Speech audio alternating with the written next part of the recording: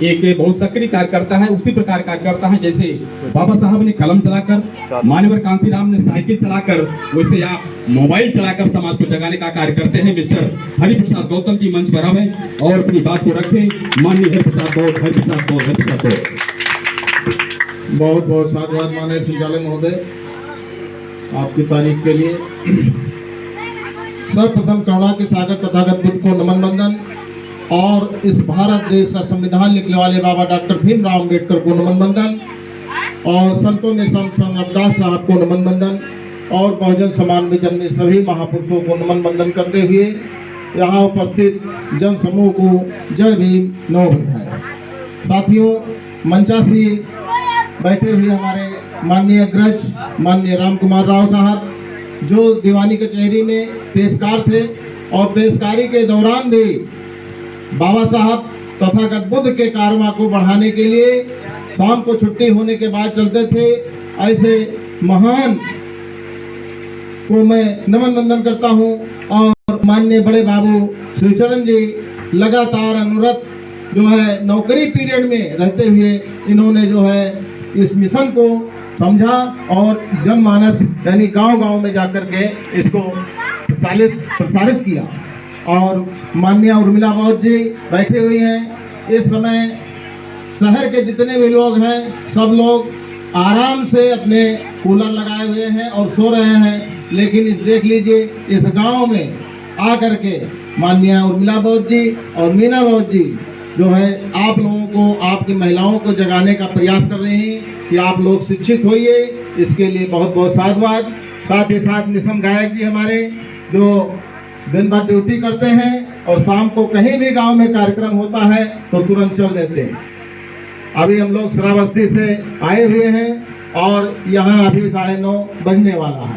तो आप लोग यह जान लीजिए कि इतनी मेहनत और परिश्रम ये किस लिए किया जा रहा है। हम भी आप ही की तरह पूजा पाठ खूब करते थे। जैसे कहा जाता है कि पत्थर कुछ दे नहीं सकता है, कुछ दे सकता है। आप लोग बताइए, अगर जितना भी पानी चढ़ाओ चाहे दूध चढ़ाओ कुछ नहीं दे सकता है। अगर उसको एक लात से आप मार दोगे तब पर भी आपको कुछ नहीं होगा।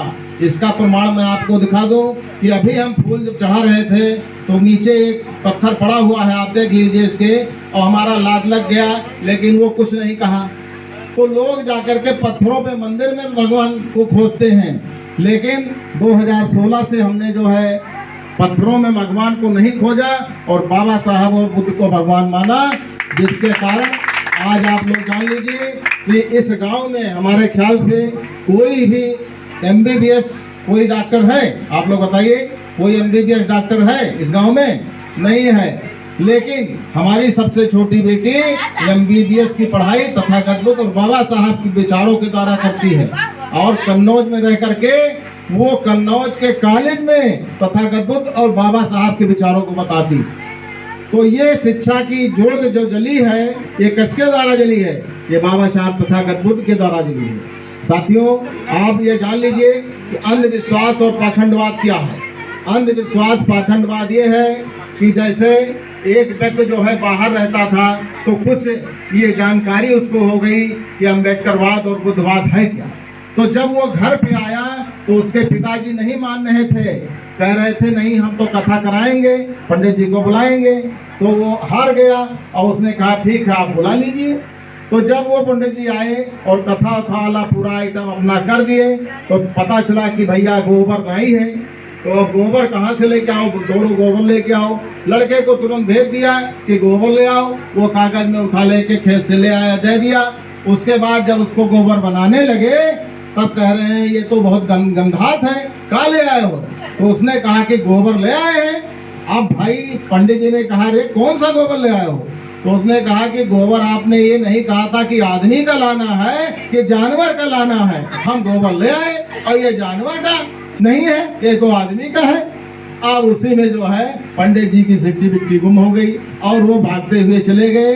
तो हमको अगर जब जागरूक होंगे तब हमारे अंदर जागरूकता और अंधविश्वास खत्म हो जाएगा। साथियों, दोस्तों, आप सभी को मैं बता दूं कि 2016 के बाद से हमने कथा बहुत हमारे यहाँ होती थी, हमने कथा कराना बंद कर दिया। कथा का मतलब क्या है? पूजा का मतलब यही है कि जिसके विषय पे हमको पूरी जानकारी हो, पूरा इतिहास मालूम हो, वही हमारी कथा है। अगर हमको मालूम है कि तथागत बुद्ध कहाँ पैदा हुए, बाबा साहब कहाँ पैदा हुए, तो हमारी पूरी जानकारी है। इन्होंने हमारे लिए क्या किया। माननीय राव साहब ने अभी देखिए पूरी कहानी आप लोगों को बता दी है कि दवाई जो है चाहे जितनी अच्छी डॉक्टर से ले आओ, लेकिन जब तक उसको आप खाओगे नहीं तब तक ठीक नहीं होगे। सिरहाने रखने से आप ठीक नहीं होगे। तो जो बातें यहाँ बताई गई है वो केवल अंधविश्वास और पाखंडवाद के बारे में है, न कि किसी धर्म के बारे में बताई गई है। धर्म और धम्म में बहुत अंतर है। धम्म आपको जो है अच्छा रास्ता सिखाता है और धर्म जो है एक बंधन में बांध के रखता है। तथागत बुद्ध के धम्म को पर आप चलेंगे तो अच्छे रास्ते पर जाएंगे। रास्ता दो है, जैसे एक स्कूल का रास्ता है और एक दारू की दुकान का रास्ता है। तो किसी को बताना नहीं पड़ता है, लेकिन आप लोग अपने बच्चों को किस रास्ते पे ले जाना चाहते हैं ये स्वयं जानिए। क्योंकि स्कूल की तरफ जाएंगे तो शिक्षित बनेंगे और दारू की दुकान पे और अन्य रास्तों पे आप जाएंगे तो अशिक्षित बनेंगे। जब आप अशिक्षित होंगे तो मजदूर होंगे और जब शिक्षित होंगे तो मजबूत होंगे। तो हमको आप लोगों को ये बताना है कि मजबूत बनना है, ना कि मजदूर बनना है। साथियों, बहुजन साहित्य केंद्र की स्थापना जो है 2016 में हुई और उसके धीरे धीरे आप अग्रजों के माध्यम से हमने धीरे धीरे सारी किताबें, अपने इतिहास की किताबें, सब कुछ आपको उपलब्ध है। कहीं ढूंढने की जरूरत नहीं है। विकास भवन के पास अपना घर है और सारे आपके इतिहास की जानकारी उसमें भरी हुई है। आप लोग यह जान लीजिए कि कहते हैं कि एससी समाज का इस आंदोलन में, आज़ादी के आंदोलन में कोई योगदान नहीं, लेकिन अभी हमने पढ़ा है कि एक उदैया चमार थे 1804 में, जो अंग्रेजों को इतना मारे कि उनके ऊपर इतना बड़ा इनाम रख दिया गया कि आज वो 50 लाख का इनाम है। तो इसी समाज में इतने महापुरुष पैदा हुए कि जिसका जवाब नहीं। और आप लोग यह जान लीजिए कि लड़का और लड़की में दोनों में कभी भेद मत कीजिए, क्योंकि आप लड़की को पढ़ाएंगे तो 2 घर शिक्षित होगा, लड़के को पढ़ाएंगे तो 1 घर शिक्षित होगा। इसलिए हमारे पास 3 लड़कियां हैं और 1 लड़का है, लेकिन हमने कभी भी भेद नहीं किया।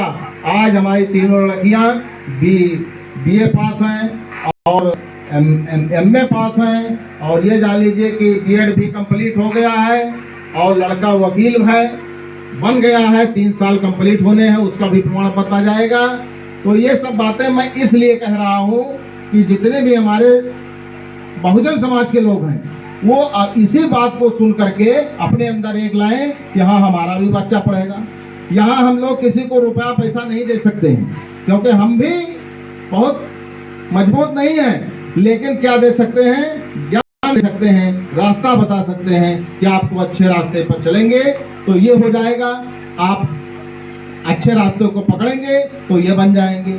अब ये जान लीजिए कि कक्षा 6 में अभी हमने कई लोगों से कहा कि एडमिशन के लिए कि नवोदय विद्यालय में कक्षा 6 का एडमिशन होता। अब एडमिशन खत्म हो गया है, शायद 13 तारीख तक है, लास्ट 13 तारीख तक है। नवोदय में कक्षा 5 में जो बच्चा पढ़ रहा है वो फार्म भर देगा तो जो है कक्षा 6, 7, 8, 9, 10, 11, 12 तक की पढ़ाई जो है मुफ्त होती है नवोदय विद्यालय में, और वहीं से हमारी लड़की ने पढ़ करके आज डॉक्टर की डिग्री करेगी।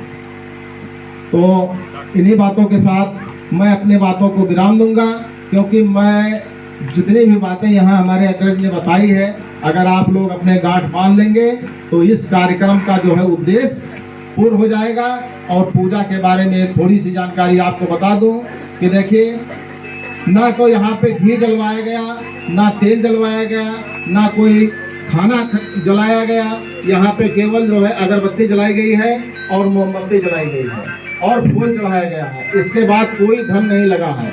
तो मोमबत्ती का मतलब है कि जलाने के लिए बनाई गई है, तेल जो है खाने के लिए बनाया गया है। तो तेल और घी आप लोग मत जलाइएगा, ठीक। और उसके बाद अगरबत्ती केवल जलाने का कोई भूत प्रेत, कोई किसी को सुंघाने के लिए नहीं, ये केवल इसलिए जलाया जाता है कि हमारे आसपास जो दुर्गंध है वो केवल सुगंध में बदल जाए, और इसका कोई उद्देश्य नहीं है।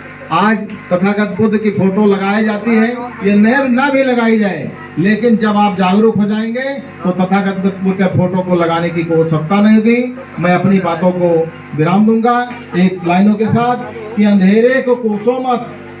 लोग अपने भाग्य को कभी कभी कोसते हैं, कहा बताइए हमारे भाग्य में हम आई है, लेकिन नहीं, आप अपना कर्म कीजिए, भाग्य आपका बदल जाएगा।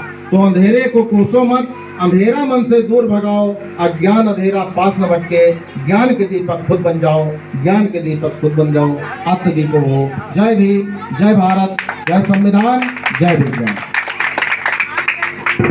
धन्यवाद सर जी, आपने अपनी प्लस मिशन की बातों को आप अवगत कराई। साथियों, कार्यक्रम अब समाप्त होगा।